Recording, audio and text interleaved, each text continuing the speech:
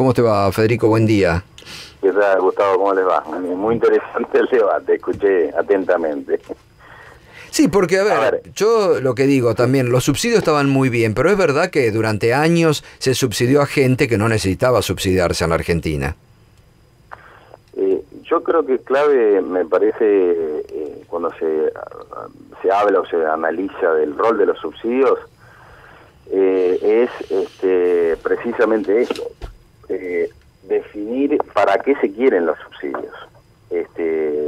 ¿Por qué digo esto? Porque entre los ejes de la política de subsidios que tuvo desde el arranque en los gobiernos kirchneristas, tuvo un objetivo fundamental que fue que sea además de una política o sea, de un salario indirecto, de un ingreso indirecto a toda la población, que además sea una política de corte antiinflacionaria. Pero además también, a esto hay que agregar lo que sucedió, que fue un cambio drástico, que aumentó aún más los subsidios a partir de 2008, cuando se perdió el autoabastecimiento de gas y de combustibles, un poquito más adelante. La política de subsidios permitía desacoplar los precios de la energía para los argentinos de los precios internacionales. Espera, disculpame un minuto, Federico, sí, porque esto es radio en vivo. Está pidiendo Axel Kicillof, llámalo Sebastián, contestar respecto al debate que teníamos, que nos escucha todas las mañanas, le agradezco, ¿no? Me dice, no, listo, está Federico, pero no, sumémoslo también al debate, sumémoslo. Sí, perdón. Entonces decía, hay que, cuando se analiza, y Axel eso lo defendió y lo mencionó muchas veces, cuando se habla de subsidios, lo que hay que definir primero cuáles son los objetivos o para qué se los quiere. En el caso, vuelvo a repetir, entre 2013 y 2015 los objetivos fueron que sea un eje de la política antiinflacionaria, que sea un eje de la política para la igualdad social o de lucha contra la pobreza, y además que sea el eje de una política que permita que los argentinos, para la producción de petróleo y gas que seguimos teniendo y que tuvimos, que fue básicamente nuestra, que ese precio de la energía las empresas no las cobren a precios internacionales. Para lograr que los subsidios tengan esos tres objetivos, se necesitó una política masiva de subsidios que llegue a todos los argentinos. Ahora, específicamente con lo que ustedes mencionaban de esto que iba a sectores que no lo necesitaban, yo lo primero que quiero recordarles es que eso es uno de los argumentos medulares del FMI para eliminar los subsidios, para hacer programas dirigidos a los pobres, como ellos lo llaman, y que el resto del país, clase media y clases altas, no reciban absolutamente nada. Con lo cual se destruye uno de los objetivos medulares. A ver, perdóname, está bien. Perdóname un minuto que lo incorporamos aquí también y le mando un abrazo a Fabián de Sousa, que también nos estaba escuchando. Dice, a ese sector que vos decís que le regalaban los servicios, es el mismo al que le sacaban los recursos vía retenciones para subsidiar a todos, ya que en su gran mayoría son los tenedores de la renta agropecuaria, inmobiliaria y financiera, ¿no? Sí, pero perdóname, sin entrar en otras rentas, yo con esto quería cerrar por lo menos esta primera participación mía. Sí. ¿De dónde salió esto que los subsidios eran pro ricos o iban a las clases pudientes más que a las clases pobres? ¿De dónde salió? Porque ¿cuál es la fuente de eso que ahora dicen todos y aparece por todos lados permanentemente? Eso es un informe que publicó un centro de investigación de la Universidad de La Plata en 2015, principio de 2015, que en realidad fue absolutamente sesgado y tergiversado. Yo me contacté con los autores de ese trabajo en los últimos días y les pregunté, los subsidios al gas, a la electricidad y el gas en garrafa, el gas por red y el gas en garrafa, ¿realmente fue pro ricos? Y ellos me dijeron, no, de ninguna manera. Los subsidios a la electricidad estuvieron equilibrados entre toda la población. Los subsidios al gas por redes se concentraron en los sectores clase media alta y clase alta, pero fueron progresivos para las clases bajas. Y el subsidio al gas en garrafa fue absolutamente pro pobre, es decir, benefició a las clases más necesitadas, que por otra parte son las que tienen en gas, son las que tienen acceso al gas en garrafa. Está bien. Entonces hay que partir de esa base. Acá se sesgó un informe, el único que se usa en esta cuestión para saber dónde iban los subsidios. Bueno, Axel, buen día, ¿cómo estás, Axel? Buen día, Gato, ¿cómo andas? Bien, bien. Fede, ¿cómo estás? ¿Qué tal, Axel? ¿Cómo te va? Bueno, gracias porque siempre nos escuchás atentamente y sumamos también que tu opinión es muy valiosa en este momento. Bueno, voy a tratar de ser breve. Venía en una línea que comparto, Federico, y que tiene que ver un poco con cuál es la propaganda y cuál es el discurso que genera el gobierno para imponer un tarifazo y que no sea el escándalo que debería ser y el desastre que debería ser. Ahí te doy algunos elementos. Cuando llega Néstor Kirchner al gobierno, las tarifas estaban dolarizadas desde los 90, con servicios públicos privatizados por la política neoliberal. ¿Qué hace? Pone los precios de la energía, de todo lo que constituye servicio público, a precio argentino, porque Argentina es un país que tiene petróleo y gas. Y entonces ese petróleo y gas, que querían las empresas extranjeras que lo vendiéramos a los argentinos a precio internacional, se le empieza a vender a costo argentino. Por eso las empresas no quebraban, por eso no se fueron todos. El problema que había era que las empresas internacionales a las que le habíamos regalado, YPF, Edenor, Edesur, etcétera, querían cobrar todo a precio internacional y en dólares. Eso es lo que no se les permitió.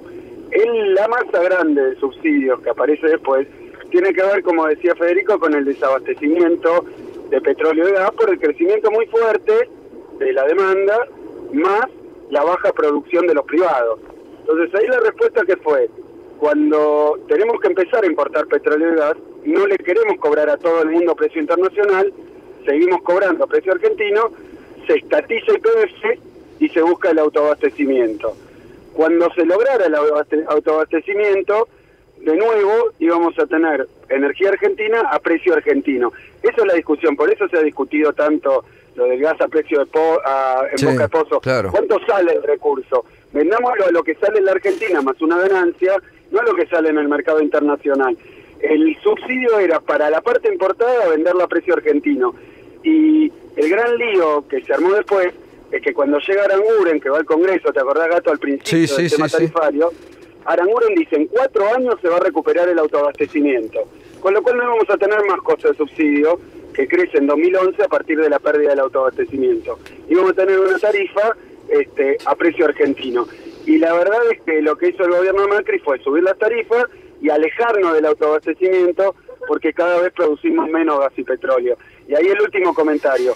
Cuando se intentaron hacer adecuaciones de tarifa en el gobierno anterior, yo estuve en 2012 y en 2014, hubo cacerolazos, amparos, y si vos te fijás en el diario las cosas que decía Laura Alonso, Prat Gay, sobre un aumento del 30%. Decía, no lo va a poder pagar nadie. Es decir, que nuestra oposición entonces, el gobierno hoy, bloqueó todo intento, o combatió, generaron junto con los diarios, etcétera, campañas en contra de aumentos que eran completamente razonables, y ahora han puesto un aumento del 1.600% y les parece fantástico. ¿Por qué? Pues los que ganan la guita son los que se quedaron con los servicios públicos, hoy todos amigos de Macri.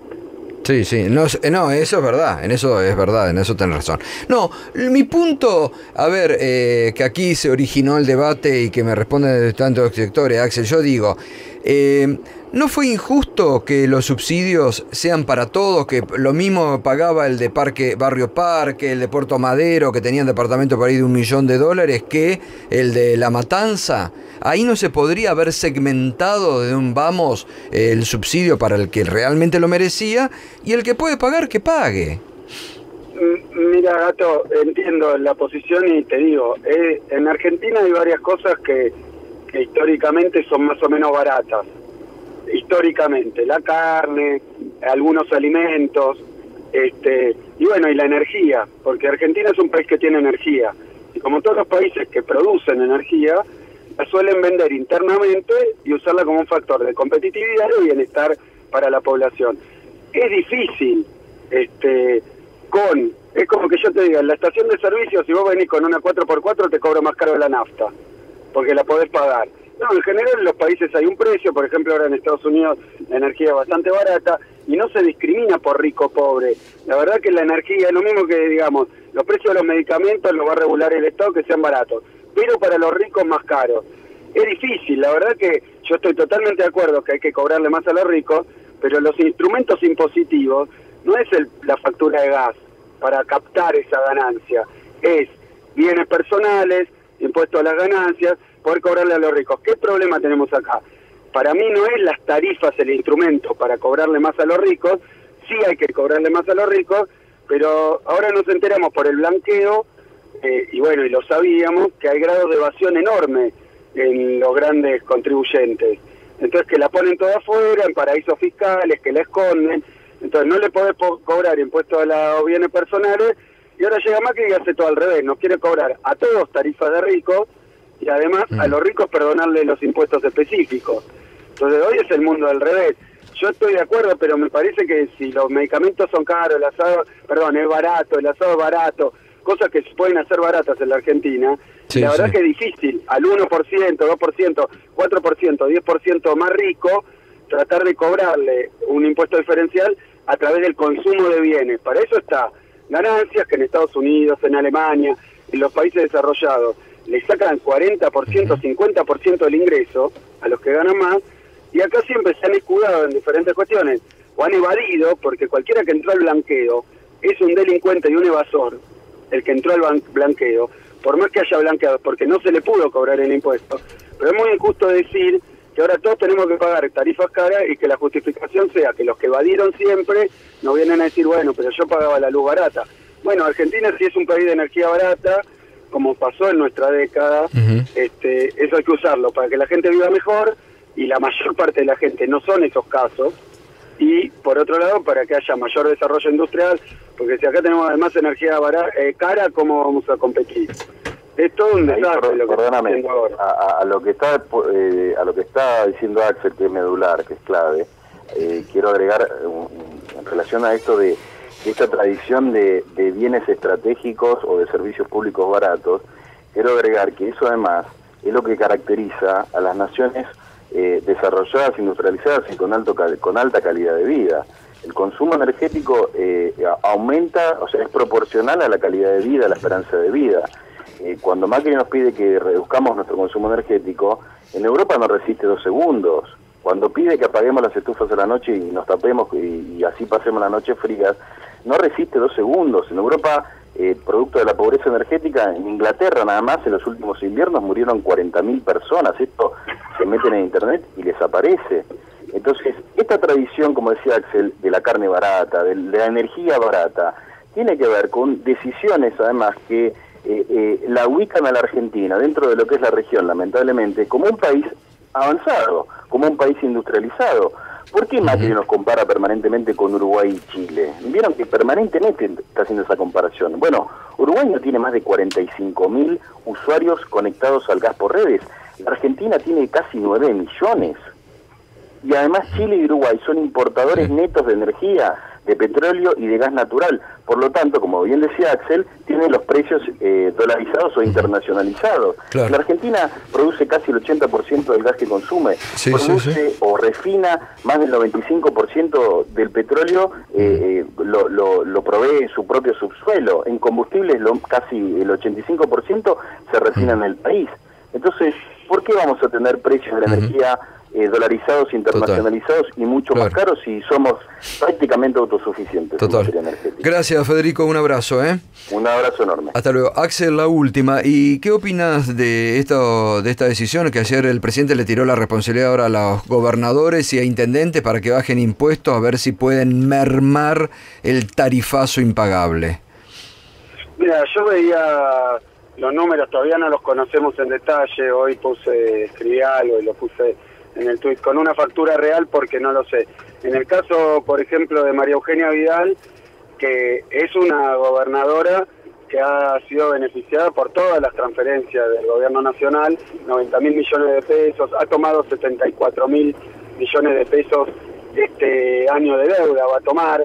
Es decir, que es un gobierno en términos relativos que está bien financieramente porque le han dado de todo para asegurarse seguramente la campaña, pero la verdad que lo que le perdona, mirando una factura real, era una factura de 150 mangos, pasó a 1.500, y Vidal lo que haría, si es el mejor de los escenarios, es bajarle 150 pesos, con lo cual la factura queda en 850, en algunos otros casos daba que le bajaba 50 pesos, 70 pesos, tenemos que ver.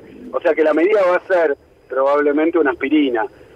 muy poquito para lo que ha sido el tarifazo del 1.600%, una reducción de entre 6, 10 o algo así. Claro. Así que no va a aliviar la situación de los contribuyentes, y sí se va a descargar sobre las arcas, municipios y provincias que hoy no llegan a fin de mes y están obligándolas a hacer el ajuste. Yo creo que Macri se quiso sacar la responsabilidad de encima, pero es imposible, porque es una política de Macri que además Vidal ejecuta. Y bueno, yo creo que de nuevo buscar, primero los radicales y Carrió eran su oposición. ¿Y qué concesión le dio? Bueno, ahora hoy nos enteramos, Gato, no sé si viste, que lo que va a hacer en cuentas es solo un 25% de la boleta y con creo que 20% de interés. O sea que lo que nos enteramos es que nos aumentó, porque ahora hay que pagar intereses. Claro, totalmente, sí. Que ni se sabe, no se sabe cuánto interés. Y además algo que ya estaba, eso ya algo que estaba acordado desde marzo. Es decir, que a los radicales los engrupió, porque ya estaba acordado con las empresas desde marzo. Macri no se quiere hacer cargo, crea su propia oposición a la que la engañan, embustero hasta con sus propios aliados, y después descarga la responsabilidad en las provincias que la verdad no tienen nada que ver con el tarifazo de Macri, y después cuando uno mira, lo único que creció mucho son los balances de las energéticas. Sí, claro. Los balances de las energéticas. Anoche lo dijo Federico Bernal, es impresionante, la verdad, el balance que tienen las energéticas es impresionante. Pero no hay más inversión. No se acabaron los cortes de luz, no se produce más energía y estamos más lejos del autoabastecimiento. Todo al revés, excepto que pagamos los argentinos unas tarifas impagables. Gracias, Axel, un abrazo, gracias por siempre aportar esto que es interesante. Un abrazo. Bueno, gracias, Gato. Un beso grande. Hasta luego. Axel Kicillof, Federico Bernal.